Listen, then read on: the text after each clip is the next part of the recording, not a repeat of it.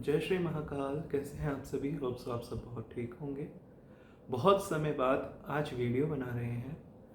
तो आज हम एक नया टॉपिक स्टार्ट कर रहे हैं दुर्गा सप्तशती के ऊपर।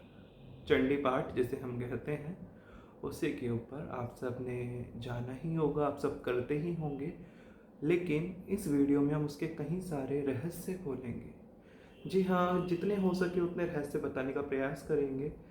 जो सभी शाक्तजन हैं वो जान पाए तो ज़्यादा बेहतर है। ये वीडियो शायद उन्हीं तक पहुँचे जो ये जानने के अधिकारी होंगे। तो आज की वीडियो हम प्रारंभ करते हैं। तो सर्वप्रथम दुर्गा सप्तशती को सप्तशती क्यों बोला जाता है? पहले तो इसका ट्रांसलेशन देखते हैं कि इसका मतलब क्या है। सात और शत यानी कि जो 700 श्लोकों में बटी हुई है उसे सप्तशती बोला जाता है। इसके अलावा इसके अंग भी कई तरीके से देखा जाए तो 7 होते हैं, जिसमें कवच, अर्गला, कीलक, रहस्य त्रयी और सप्तशती खुद। तो इस कारण भी इसे सप्तशती बोला जाता है। कुछ विद्वानों का ऐसा भी मत है। एवं ये हमारे चक्रों का भेदन करके सहस्त्रार तक ले जाने का कार्य करती है। हमारे शरीर में 6 चक्र होते हैं और सत्वा को सहस्त्रार भी बोलते हैं। दैट्स वाई वी कॉल सहस्त्र शीर्ष पुरुष, सहस्त्रपाद, सहस्त्र इत्यादि करके हम बोलते हैं। तो जो चक्र है वो यहाँ विराजमान है और यही स्थान गुरु का भी है और यही स्थान हम जानते ही आगे चलकर जानेंगे भी और डिटेल्स में इसको।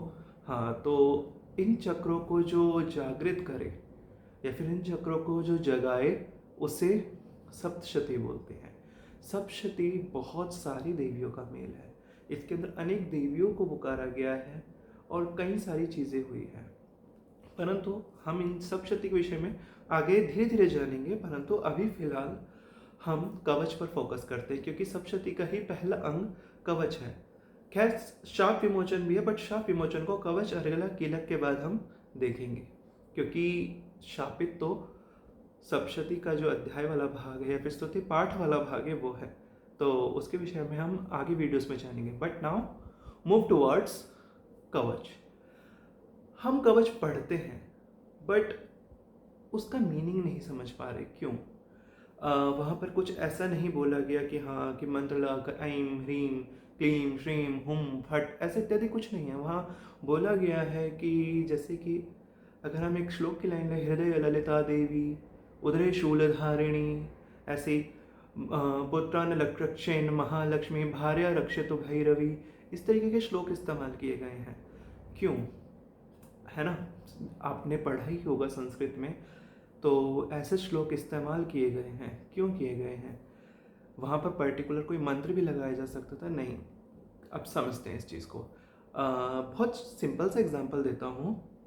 शुक्र रक्षेन्तु ब्रह्माणी, मतलब कि ब्रह्माणी हमारे शुक्र, यानी शुक्र को अगर हम अपनी भाषा में समझने की कोशिश करें तो जिससे हमारी आगे की जनरेशन चलती है उसे शुक्र बोला जाता है।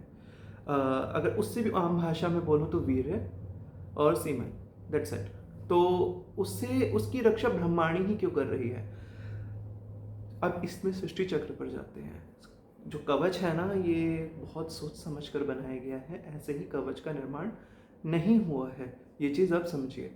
तो अब यहाँ पर ब्रह्मा ने क्या किया था? ब्रह्मा ने ही सृष्टि को रचा था।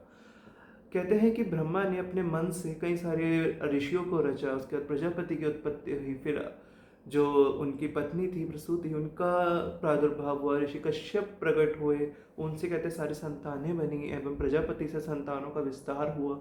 ऐसे कई सारे हम अपने पुराणों में पढ़ते हैं। तो ब्रह्मा की शक्ति कौन थी जो जिस कारण से वह आगे की जनरेशन या फिर आगे की जो प्रोसेसर था वो सब कर पाए? ब्रह्माणी को इसीलिए पुकारा गया है इसके अंदर कि वह रक्षा करेगी। अब नाउ इसके अंदर क्या होता है, जैसे कि हमारे किसी बॉडी पार्ट में पेन है तो वहाँ पर हम उस देवता का, लाइक जैसे कि हमारे स्टमक में पेन है, वहाँ पर कौन सी देवी विराजमान है? कवच, चंडी कवच के अंदर क्या बोला गया है कि हृदय ललिता देवी उदरे शूल धारिणी, यानी उदर यानी पेट के अंदर हमारे कौन है, स्टमक में कौन है? भगवती शूल धारिणी जी। तो अब यहाँ पर मैं मंत्र कोई और सा लूँगा बट रियलिटी कोई और है, तो आप ऐसा रिसाइट नहीं कीजिएगा कि आगे जाकर आपको भी प्रॉब्लम क्रिएट हो सकती है। तो जैसे कि ऐम ह्रीम श्रीम उदरे शूलधारिणी, ऐसे करके आगे चीज़ें कनेक्ट कर दी जाएगी कि हमारे जो उदर में शूलधारिणी है वह एक्टिवेट हो एंड डू इज वर्क, कि आप हमारे स्टमक में जो प्रॉब्लम्स है और जो भी प्रॉब्लम्स क्रिएट हुई है किसी भी नेगेटिविटी के कारण या फिर हमारे किसी कारण, हाँ मेडिसिन ज़रूर लीजिएगा नेगेटिविटी के कारण, तो आप उसे सॉल्व करें। हे देवी हम आपसे प्रार्थना कर रहे हैं इस तरीके से। तो ये जो चीज़ है ये भगवती को ऐसे पुकारा जाता है। अब एक और चीज़ है, हमारे हृदय के ही अंदर भगवती, हम किसको पुकारे, हृदय ललिता देवी। यहाँ पर थोड़ा सा और डिटेल जानते हैं क्यों बोला जाता है ऐसा, कि हमारे हृदय में ललिता देवी का वास क्यों है। जब कुंड से प्रकट हुई तो उसे ललिता देवी को एक और चीज़ कहा गया, चित शक्ति है, चित शक्ति, यानी जो हृदय में विराजमान है, जो हृदय के अंदर विराजमान है वो ललिता देवी हमारे हृदय को रक्षा करे। वैसे ही बाहरियां रक्षितो भैरवी, क्योंकि जब शक्ति की उपासना करते हैं हम, तो हम सबकी उपाधि भैरव समान हो जाती है। भैरव के समान देवी के उपासकों को देखा जाता है।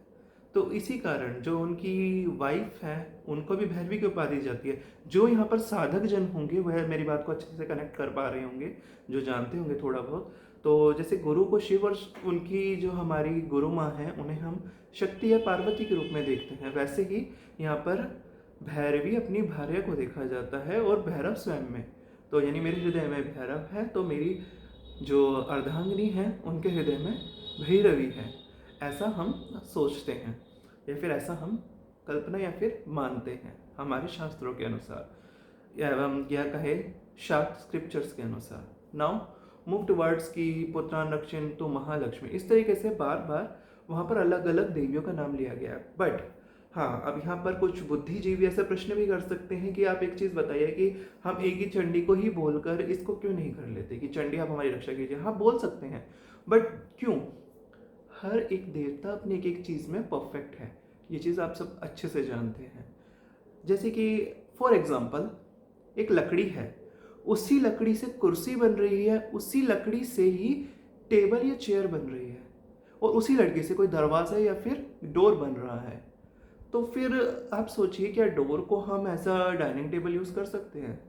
हाँ कर सकते हैं, उसके नीचे हमें थोड़ा एक्स्ट्रा एफर्ट लगाना पड़ेगा। लाइक बहुत सारी चीज़ें हैं, एक्स्ट्रा एफर्ट लगाना पड़ेगा जिससे वह डोर एक टेबल की आकृति में बन जाए।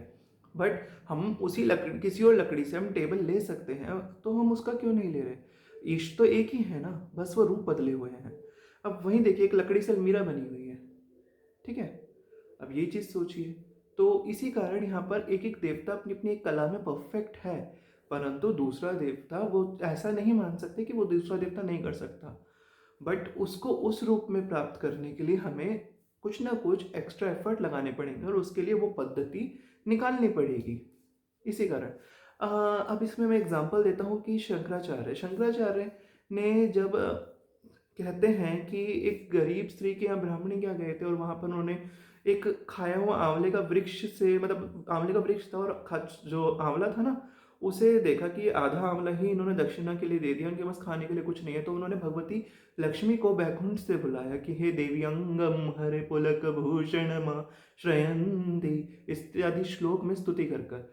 क्यों किया अभी सोचिए, क्योंकि वो जानते थे।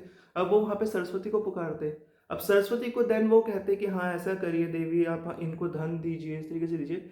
सरस्वती कर सकती है, बट वो इसलिए वो सोच रहे कि सीधा उस ऑफिस में जाए जहाँ वो काम हो सकता है। अब यही चीज़ है कि देवता अलग अलग स्वरूप इसी कारण धारण करके बैठे हैं कि हाँ सॉल्यूशन हो जाए, परंतु हर देवता के पास हर पावर है, परंतु वो एक एक चीज़ में परफेक्ट है। सो आज की जो दुर्गा सप्तशती की वीडियो है जो जिसमें हम कवच के बारे में डिस्कशन किया, वह होप्स आपको समझ आ चुकी होगी कि कवच क्यों इम्पोर्टेंट है।